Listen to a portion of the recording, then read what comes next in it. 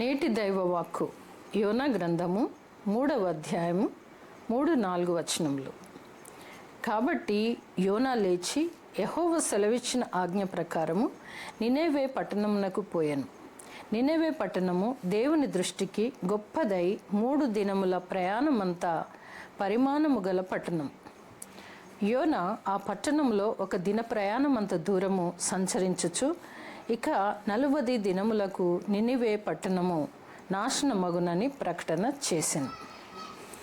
ఇక్కడ మనం గమనించినట్లయితే యోనా దేవుని మాటకు శిరస వహించి దేవుని ఆజ్ఞ ప్రకారము నినెవే పట్టణమునకు పోయినట్లు చూస్తున్నాం.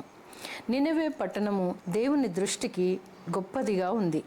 ఆ రోజుల్లో కాలినడకన కావచ్చు ఆ పట్టణమంతయు 3 దినముల ప్రయాణమంతా పరిమాణము గల పట్టణంగా చూస్తున్నాం.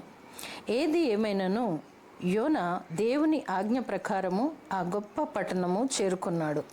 అది దేవుని సంకల్పం. మనమందరం కూడా దేవుని ఆజ్ఞ ప్రకారము నడవాల్సిందే.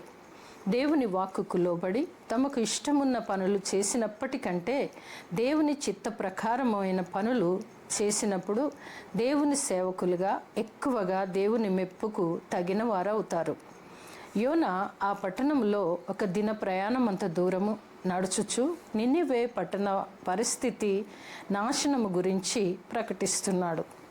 దేవుని సందేశం సూక్ష్మంగా సూటిగా ఉంటుంది.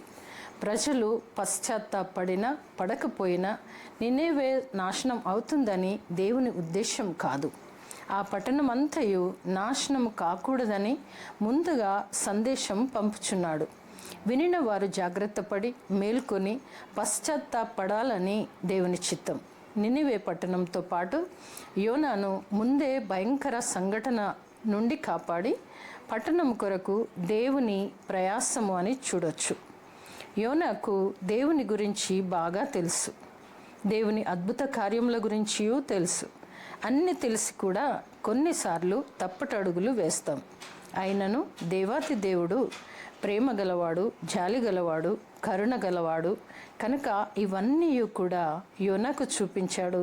అదే రీతిగా అక్కడున్న ప్రజలందరికీ చూపించడానికి దేవుని యొక్క కృప, ఆ దేవుని నుండి వచ్చు దీవెనలు, ప్రేమ, జాలి, కరుణ మనము కూడా పొందుకొందుముగాక. ఆమేన్.